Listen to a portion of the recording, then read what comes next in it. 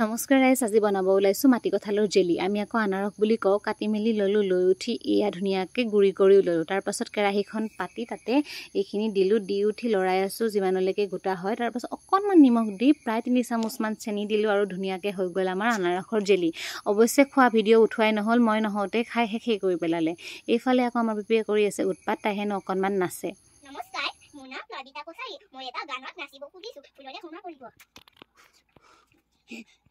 চুৰিয়া দুলা তেতিয়া তলা ময়ন ময়া হৈ তুতনি ময়ন তুতনি সন্ধিয়া মই পালোগৈ আমাৰ বৌহঁতৰ ঘৰ। বৌহঁতৰ ঘৰত আকৌ এডাল চিকু আছে, সেইডাল পাৰি পাৰি আমি খালোঁ। এয়া মা আৰু বৌহঁতেও খাই আছে, খুব মিঠা। আপোনালোকে যিসকলে খোৱা নাই খাই চাব পাৰে দেই।